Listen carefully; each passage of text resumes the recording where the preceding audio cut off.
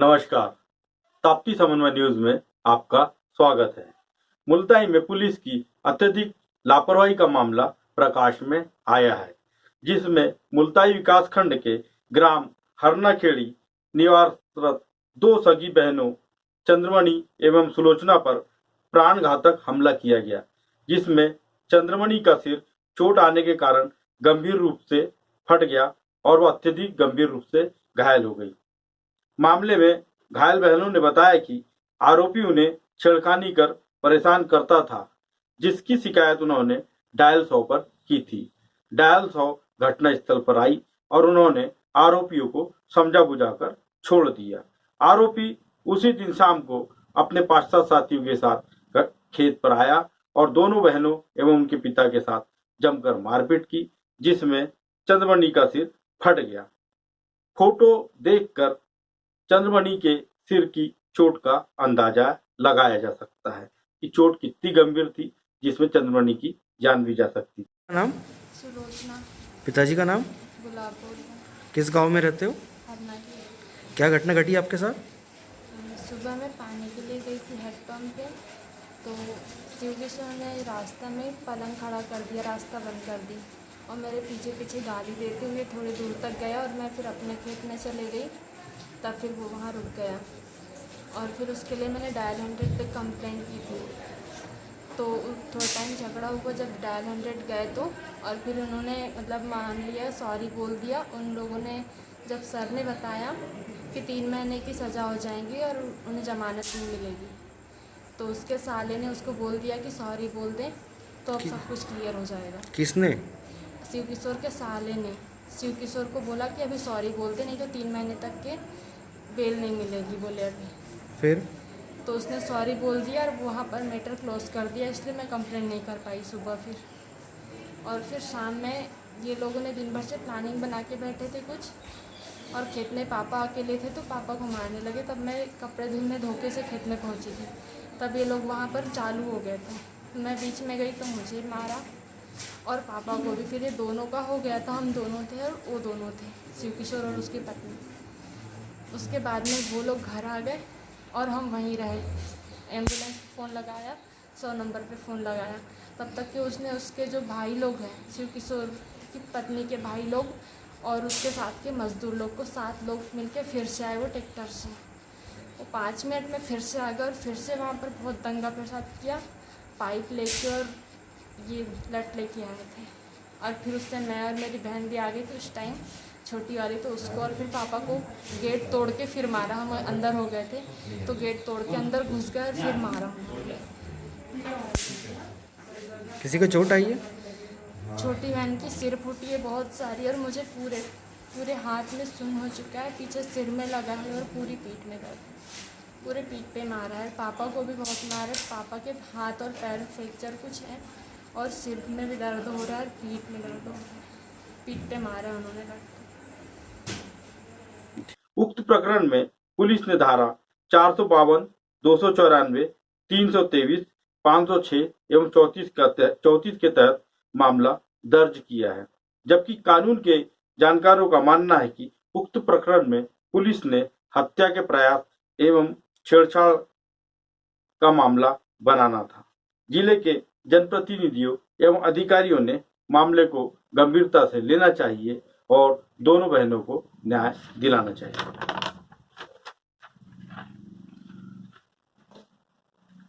इन दिनों नगर पालिका द्वारा लॉकडाउन के चलते नगर में निःशुल्क भोजन व्यवस्था दीनदयाल रसोई के माध्यम से बनाई जा रही है, जिसके लिए वाकई नगर पालिका एवं सहयोगी समाज सेवी बधाई के पात्र है।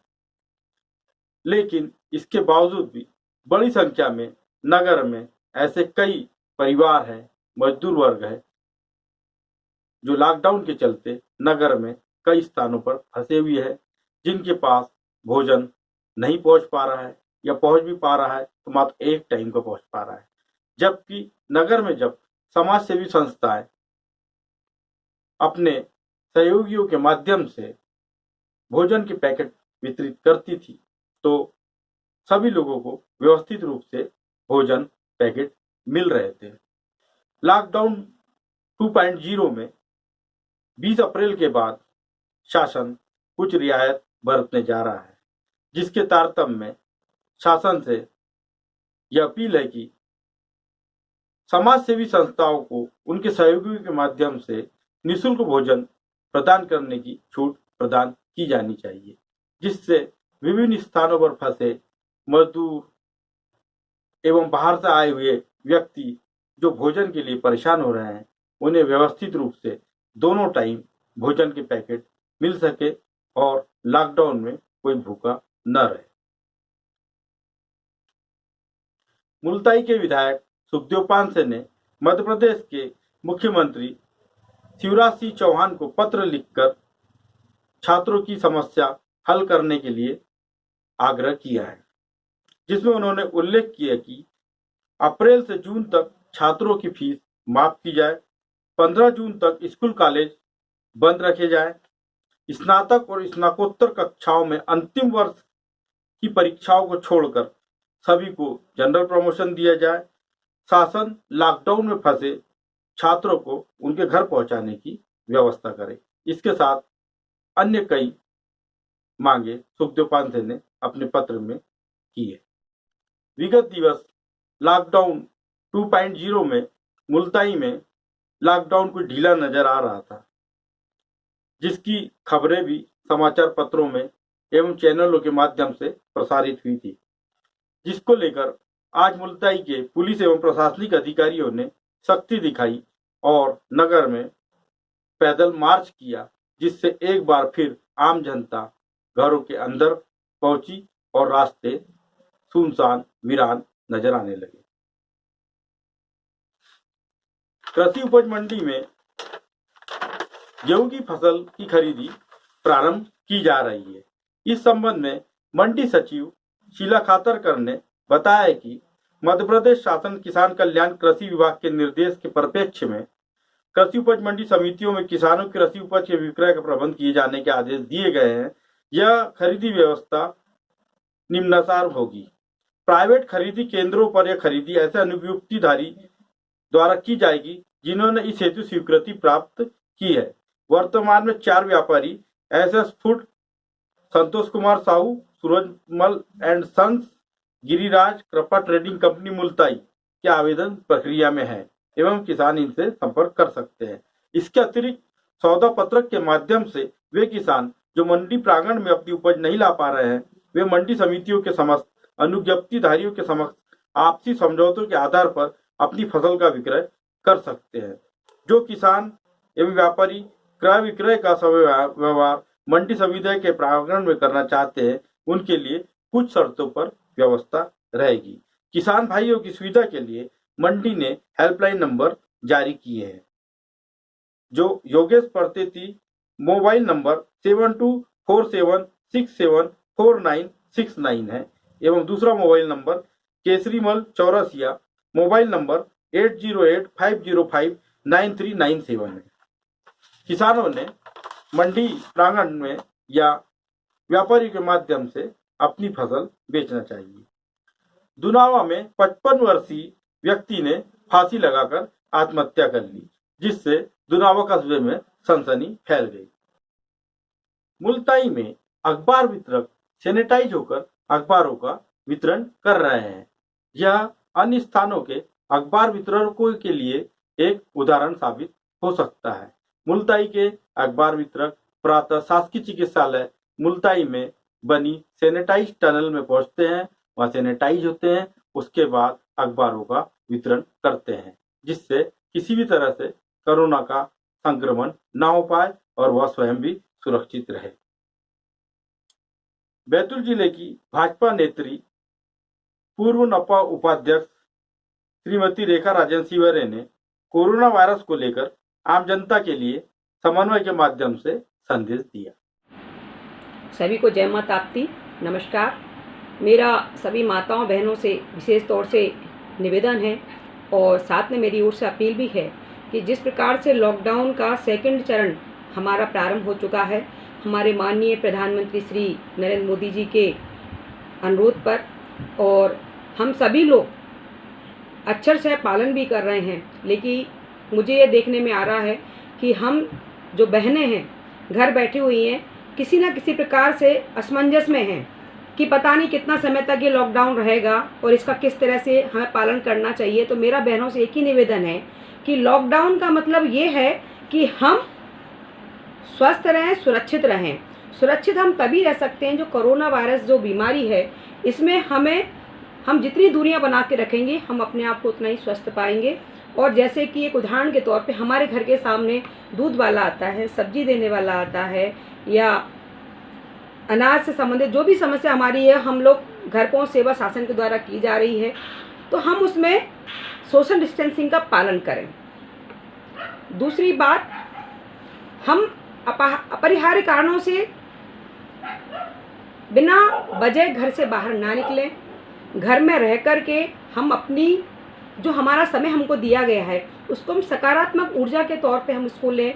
बच्चों के साथ में हम अपने कई पुराने खेलें, उनको बच्चों के साथ खेलें, अपनी नॉलेज बढ़ाएं, बच्चों की नॉलेज बढ़ाएं, जिससे कि हमारे घर का जो वातावरण है, परिवार का जो वातावरण है वो सकारात्मक हो और बच्चों के अंदर एक ये जो समय हमको मिला है, अमूल्य समय मिला है, उसका हम सदुपयोग करें। यही मेरी आप सभी लोगों से अपील है। जय हिंद, जय भारत।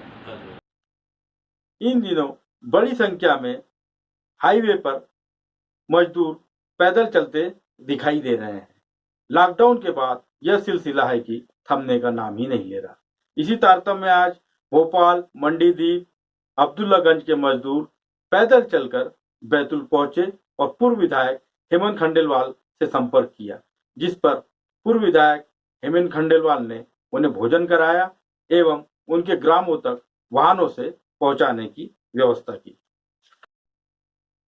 भैंसदई में कोरोना पॉजिटिव पाए जाने के बाद से कर्फ्यू लगा हुआ है, जिसके चलते वहां की जनता रोजमर्रा की वस्तु के लिए परेशान हो रही है एवं रोज कमा के खाने वाले व्यक्ति परेशानी में पड़ गए हैं।